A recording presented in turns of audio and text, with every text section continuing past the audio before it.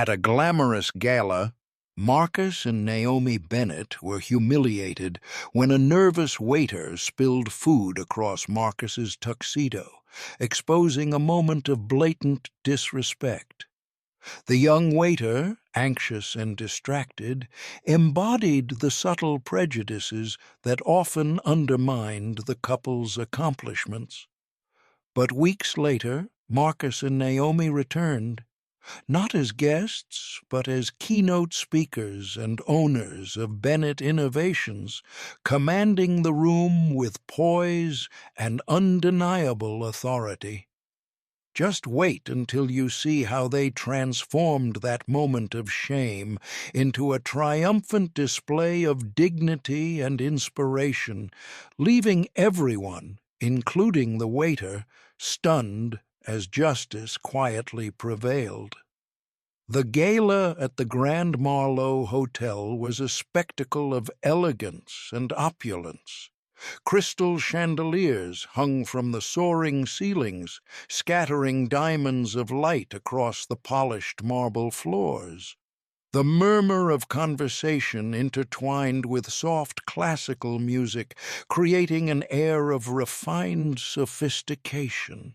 Waiters in crisp black vests weaved gracefully through clusters of guests, balancing trays of delicate hors d'oeuvres that glimmered under the chandelier's glow. The scent of truffle, rosemary, and roasted nuts mingled with the subtle fragrance of expensive perfumes, setting a scene that seemed untouchable in its perfection. Among the crowd moved Marcus and Naomi Bennett, a couple whose presence commanded attention without demanding it. Marcus's tailored tuxedo hugged his frame with understated elegance, while Naomi's sapphire gown shimmered as she walked. They were well known not just for their successes in the business world, but for their extensive philanthropic work, championing causes that often went unnoticed, yet touched countless lives.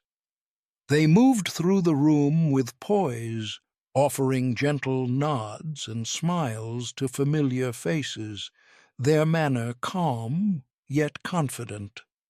As they approached the central hors d'oeuvres table, Marcus reached for a plate, while Naomi leaned slightly to admire the arrangement. Their attention was focused on selecting the perfect appetizer when chaos erupted. Ryan, a young waiter whose hands shook with the stress of the evening, misjudged his step on the polished floor. A plate of escargot slipped from his grasp, spinning through the air in slow motion as gasps rippled across the room. Time seemed to stretch, and then the plate landed squarely on Marcus's tuxedo, the warm sauce soaking into the pristine fabric. The delicate morsels scattered across his chest, leaving a vivid, humiliating stain. A stunned silence fell over the immediate area before whispers began to ripple outward, subtle yet sharp, like knives cloaked in polite murmurs. Ryan's face turned pale, his words stammering through a futile apology. I'm so sorry. Please, I didn't mean. But the damage was instantaneous, the humiliation palpable. Guests exchanged glances, some awkward, some pointed. The room's atmosphere shifted, tension threading through the previously serene elegance. Marcus froze for a heartbeat, the warmth of his anger simmering beneath the surface. Naomi's hand lightly touched his arm, a gesture both comforting and grounding, though she could feel the collective gaze of the crowd pressing down on them. Marcus's eyes swept over the room, registering not just the spilled food, but the unspoken assumptions that lingered in the air like a shadow. Whispers carried judgment, questions of belonging, subtle hints that this accident somehow reflected poorly on them, as if they had overstepped some invisible boundary. It wasn't just an embarrassing moment, it was the sting of recognition that even in a room filled with achievement and sophistication, prejudice could manifest in the most subtle, insidious ways. The injustice of it ignited something fiery within him, an anger that was both personal and profound. Naomi, standing beside him, felt it too, the surge of indignation at witnessing the ease with which the world could dismiss and humiliate those who had worked tirelessly to be seen as equals. She met Marcus's gaze, and in that silent exchange, a shared resolve began to form. This was not merely a moment of social discomfort, it was an affront, a stark reminder of how quickly respect could be denied. Around them, the murmurs of judgment continued, some sympathetic, many not. The room had shifted, the invisible hierarchy of the gala momentarily laid bare by a single accident. As Ryan stood frozen, his apology faltering, Marcus's jaw tightened. The anger wasn't just about the spilled escargot or the ruined tuxedo. It was about recognition of a larger pattern, an experience of being underestimated, judged, and humiliated despite achievements that spoke for themselves. The crowd watched, the tension almost tangible, as Marcus and Naomi faced the immediate indignity. Anger, sharp and searing, filled the air around them, and even amidst the glamour, the injustice of the moment was undeniable, leaving a mark that could not be wiped clean by polite conversation or perfumed surroundings. Marcus and Naomi stepped away from the glittering chaos of the gala, each carrying the weight of humiliation that seemed far heavier than a simple stain on a tuxedo. The hall still shimmered with crystal chandeliers and polished marble, the soft hum of conversations continuing as though nothing had happened, but for the Bennets, nothing could feel more significant. Each step away from the ballroom echoed with the sting of judgment, subtle yet impossible to ignore. Their pride, carefully cultivated over years of hard work, had been punctured, leaving a raw, aching sense of exposure. The walk to the valet felt endless. Guests brushed past them with polite smiles, oblivious to the emotional undercurrent they left behind. Marcus's mind replayed the incident in sharp detail, the sudden stumble of the waiter, the warm sauce splattering across his chest, the collective gasp of the room. It was more than embarrassment. It was a vivid reminder of the fragile respect extended to them in certain circles, a reminder that no matter the accolades or achievements, some still questioned their place at tables they had every right to occupy. Naomi's hand gripped his arm lightly, an anchor amid the storm, yet she too felt the familiar ache of being underestimated, of being assumed to belong in a category far narrower than her accomplishments deserved. Once inside the sleek leather interior of their private car, silence stretched between them like a taut wire, charged with emotions neither had yet fully named. Marcus stared out the window at the city lights, blurred by the reflection of his own inner turmoil. Naomi finally broke the quiet, her voice soft yet resolute. "They don't know who we are, Marcus." "But they will." The words hung in the air, a mixture of warning and promise, settling into the space between them with unexpected gravity. Marcus turned to her, meeting her gaze, and saw the same fire reflected there, a blend of hurt, indignation, and determination that mirrored his own. The memory of countless prior encounters flooded his mind. Times when he had walked into rooms only to be underestimated, overlooked, or dismissed. Moments when Naomi had her intelligence questioned or her achievements minimized by those too comfortable in their assumptions. It was a pattern, subtle, yet relentless, etched into a world that often measured worth by appearances before substance. The Gala incident was not an isolated accident. It was a flashpoint, a stark reminder that even in moments of supposed civility, the undercurrent of bias could erupt unexpectedly. Marcus clenched his fists against the sting of shame, feeling both the weight of the past and the sharpness of the present.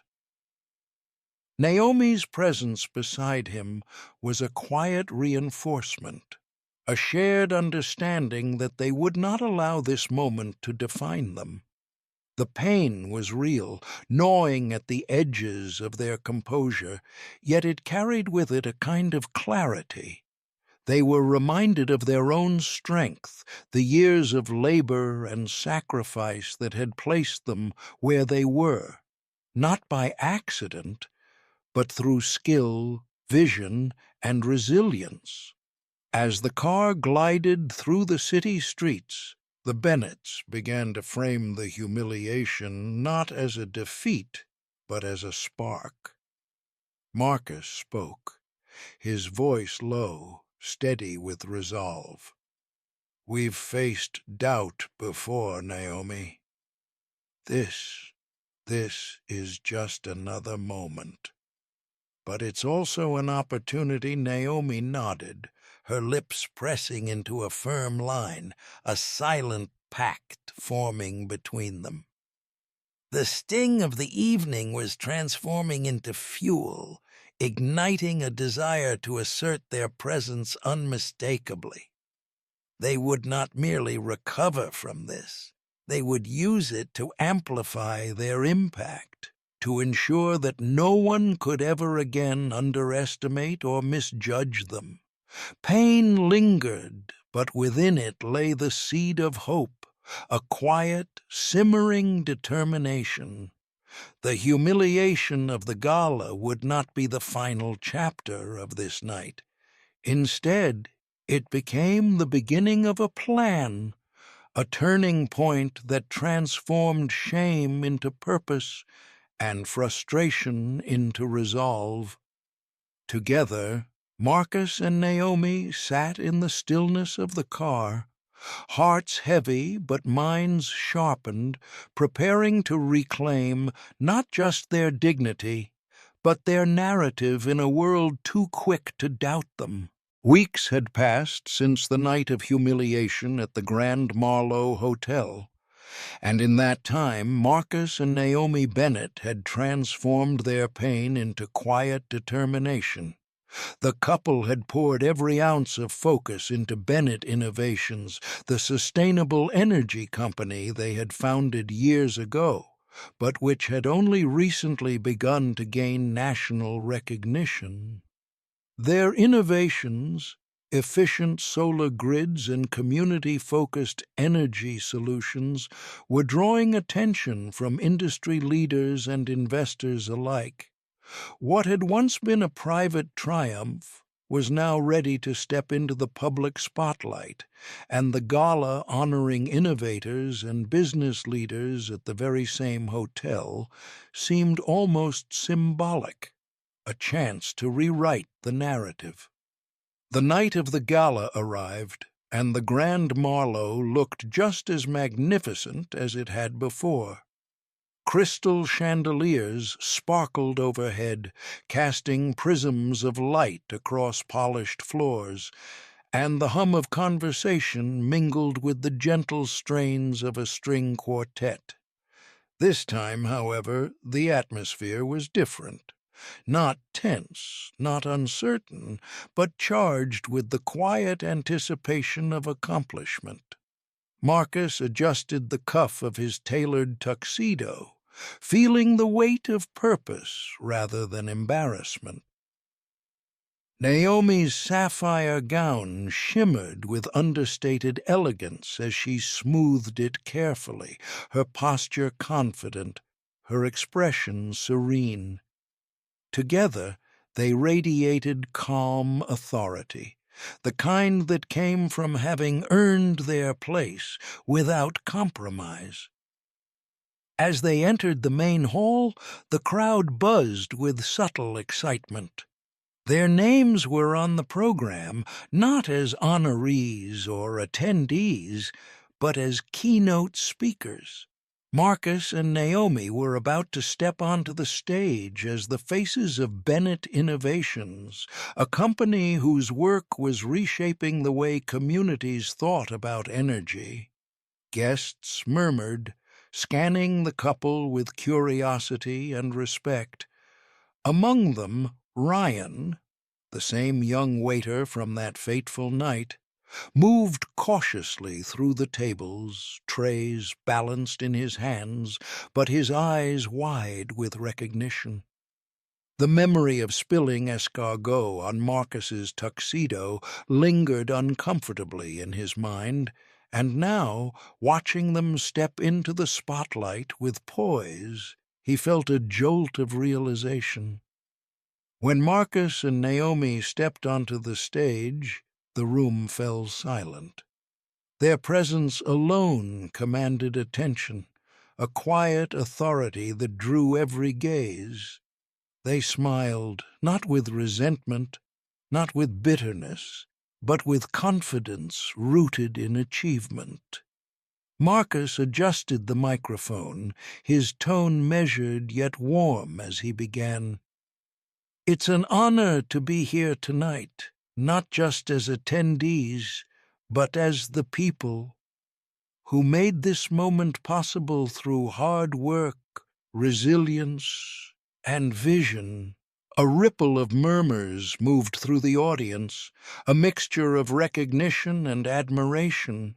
Marcus's words carried the weight of experience, the kind forged through struggle and tempered by persistence. Naomi stepped beside him, her voice joining his as she spoke of their journey, of the challenges they had faced, the long hours, the skepticism of outsiders, and the unyielding belief that they could make a difference. Their story resonated deeply, connecting not only with those in the room, but with the essence of what it meant to overcome barriers and redefine expectations. Each word, each pause, was deliberate, building the atmosphere of inspiration and possibility.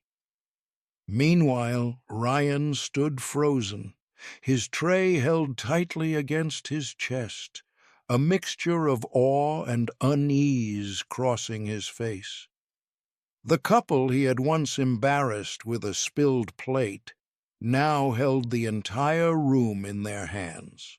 Their presence, their authority, and their undeniable achievements left no room for doubt. For Marcus and Naomi, this moment was more than a public appearance. It was a reclamation of dignity, a testament to resilience, and a demonstration of the power of perseverance. As the applause began to swell, The couple exchanged a brief, knowing glance. The humiliation of weeks before had transformed into an opportunity, an undeniable statement that their worth could never be measured by a fleeting incident. The audience, captivated by their story, seemed to lean forward collectively, ready to embrace not only their innovations, but also the spirit behind them. The night, which had once symbolized embarrassment and pain, now marked the beginning of a new chapter, a chapter defined by hope, vision, and the undeniable impact of Marcus and Naomi Bennett. The Grand Marlowe's main hall was electric that evening, alive with the anticipation of innovation and achievement. Crystal chandeliers sparkled overhead, but their brilliance seemed almost dim compared to the energy radiating from the stage where Marcus and Naomi Bennett stood. As keynote speakers, they were no longer the observers of success, they were the embodiment of it. Every eye in the room followed them with curiosity and respect, unaware that these two figures had once been the victims of a moment that could have diminished their confidence. Yet here they were, poised and commanding, turning the narrative entirely in their favor. Marcus began with a steady, measured voice, describing the vision behind Bennett Innovations. He spoke of sustainable energy solutions, community empowerment, and the meticulous work required to bring a fledgling company to national recognition. But beyond technical achievements, the Bennetts wove their personal story into their keynote, sharing the subtle and not-so-subtle ways they had been underestimated, the moments of doubt cast by others, and the perseverance required to transform judgment into progress. Naomi's voice, warm and resolute, complemented his words, reflecting the same courage and clarity. She spoke of facing assumptions, of overcoming societal biases, and of building systems where equality was not just a principle, but a practice. The audience was captivated. Many leaned forward in their seats, nodding, murmuring in agreement, or quietly inspired by the authenticity of the Bennett's message. Marcus and Naomi didn't dwell on the past with bitterness. They spoke of it with perspective, turning past indignities into lessons of strength and purpose. Each anecdote, each insight, carried with it the weight of lived experience, and it was impossible for anyone in the room to remain unaffected. What had been humiliation at one gala had been transformed into authority and inspiration at another. From his station near the back of the room, Ryan moved through the audience with trays of sparkling water and small desserts, trying to maintain composure. His hands trembled slightly, a nervous reaction to the unmistakable presence of the couple he had once embarrassed. He watched, unable to look away, as Marcus and Naomi's words unfolded with poise, power, and grace. For the first time, Ryan recognized the full extent of their achievements, and the sharp sting of guilt and awe collided within him. The realization was inescapable. The very people he had wronged now commanded not only the stage, but the hearts and minds of everyone present. The keynote crescendoed with Marcus emphasizing the core lesson behind their journey, that resilience and vision could transform adversity into opportunity, that dignity and perseverance could overcome humiliation, and that success was measured not only by accomplishment but by the ability to inspire others along the way. Naomi's final words carried a quiet yet unwavering strength. When we rise not alone, but together, creating spaces where everyone has the chance to shine. The applause erupted instantly, filling the hall with thunderous appreciation. It was more than recognition of professional success. It was admiration for character, courage, and spirit. As the crowd stood, Marcus leaned slightly toward Naomi, his voice a whisper, almost lost amidst the roar. "We didn't just reclaim our dignity. We made everyone see it too." Naomi's eyes sparkled with shared triumph, and in that private moment the weight of weeks of frustration, pain, and determination lifted. Their journey had been transformative, not merely for themselves, but for the way they had turned adversity into a statement of inspiration. The audience erupted once more, some moved to tears, others nodding in solemn respect. In every glance and gesture the message was clear. Injustice, humiliation, and doubt could not define their story. Instead, persistence, excellence, and grace had rewritten it. Marcus and Naomi left the stage not as victims of circumstance, but as symbols of triumph. Their journey a vivid testament to the power of resilience and the unshakable spirit that refused to bow to prejudice.